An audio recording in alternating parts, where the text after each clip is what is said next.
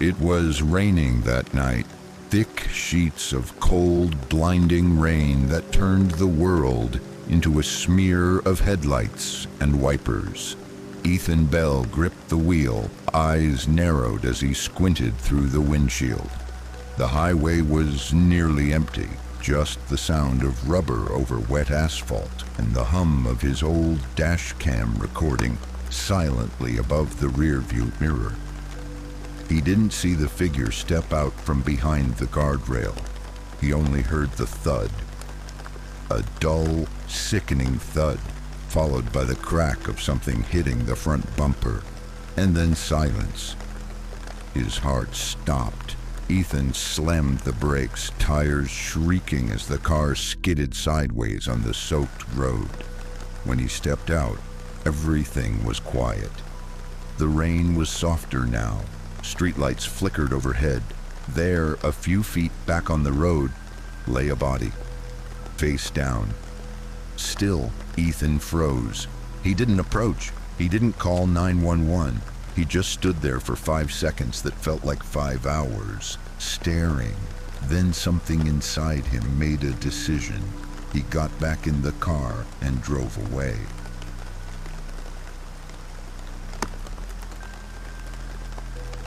It was supposed to be a mistake. Just one bad night. A fluke. Something he could bury. But the road didn't let him forget. Every time he passed that stretch of highway, exit 17, just before the overpass, he felt it again. The cold grip of fear, the weight in his gut, the echo of that thud. A week after the accident, he drove past the site again. Knock. A faint sound against the back window. He turned. Nothing, just raindrops racing down the glass. Still, it unnerved him. He rolled the windows up, turned the radio louder, drove faster, but the knocking returned. Always at the same spot, always when it rained.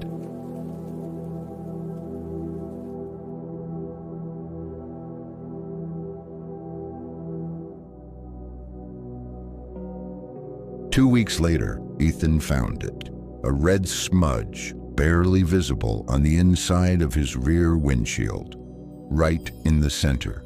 At first he thought it was dirt, maybe ketchup. Something stupid. He wiped it. It didn't come off. He scrubbed harder. The smudge was shaped like fingers, spread out as if someone had pressed their hand against the glass from inside. By the next morning it was gone. No trace, no stain. But it returned the next time it rained. This time, unmistakable. A bloody handprint, 5 fingers, a palm, and a thin streak dragging downward, like it had slid slowly, as if someone were being pulled away. Ethan stopped driving for a while. He worked remotely, ordered groceries, avoided that stretch of road like it was cursed.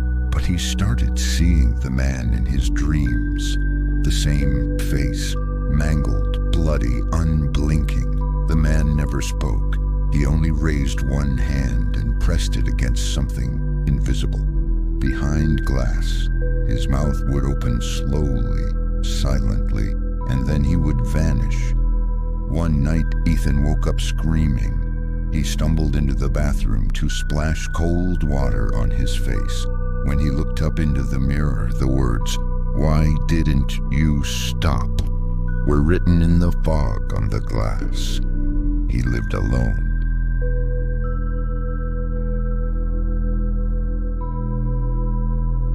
Ethan tried to ignore it, tried to move on, but something pulled him back. He dug through the glove compartment one night, searching for an old receipt, and found the memory card from his Dashcam, the same one that had been recording that night. He'd never looked at it. Fingers trembling, he plugged it into his laptop. The footage was grainy, dark, rain on the windshield, headlights reflecting off the wet road. Then, the figure. A man steps out. There's the impact, the crash. The car swerves. Then, silence. But the footage keeps going. The camera continues recording as Ethan stares blankly, breathing heavily, and then movement behind him. Something sits up in the back seat, a face, a blood-covered hand pressed to the window. The man alive or something else? Ethan slammed the laptop shut. He didn't sleep that night. Ethan couldn't breathe anymore. Not around mirrors, not near windows, not behind the wheel. Every time he passed the crash site, it felt like something inside the car watched him. He saw the man everywhere now, in reflections, in dreams, in shadows cast by streetlights. The bloody handprint reappeared almost daily on his shower glass, his rear windshield, even once on the screen of his phone. But the worst was the sound, the knocking, sometimes gentle, sometimes frantic, always against glass. He tried seeing a therapist, but the words, "I killed a man and left him to die," never left his lips. They clung to the back of his throat like a confession he wasn't brave enough to make. Until one night, exactly 33 days after the hit and run, Ethan decided he'd had enough. He got into his car at midnight, rain pouring down in torrents, thunder cracking in the distance. His dashcam was on. His destination, exit 17. "I'll stop this time," he whispered to himself. "I'll stop." He didn't know what he meant, whether it was about stopping the car, the guilt, or his own life. Maybe all three. He drove slower this time. Each mile dragged like a prayer. As he neared the overpass, something shifted in the air. The rain fell heavier. The windshield wipers struggled to keep up. The headlights flickered. Then knock, knock, knock on the back window. Ethan's heart froze. He didn't turn, didn't breathe. Knock, knock, knock. Louder now, faster. Then the car began to veer on its own. The wheel jerked left. He pulled it back. The brakes locked. He hit the guardrail, spun violently, and crashed into a ditch. Everything went black.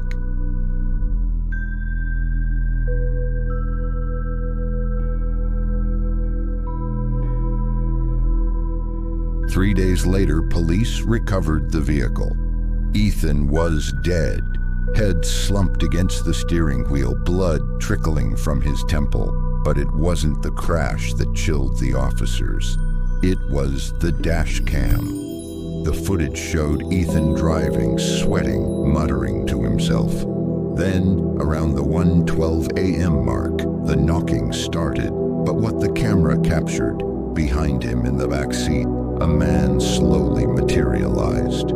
Not through the door, not from below. He just faded into being, his head bloodied, limbs broken, jaw unhinged.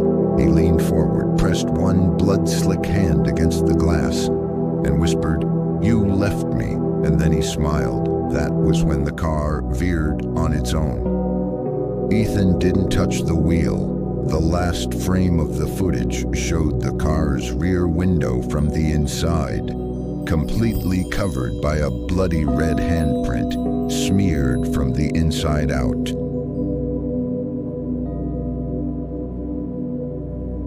The dashcam video was never made public, but copies leaked. Urban legends began to spread about Exit 17 and how anyone who passes there after midnight in the rain might see someone in the rear-view mirror. Some even claimed the handprint appeared on their windows. As for Ethan, he was buried in a quiet cemetery. His gravestone cracked shortly after the funeral. And every year, on the night of his death, someone leaves a bloody handprint on the windshield of his grave-cleaning crew's truck. No one knows who. But if you listen closely that night, you might hear a faint knocking. The end. Some guilt never fades. Some hands never let go.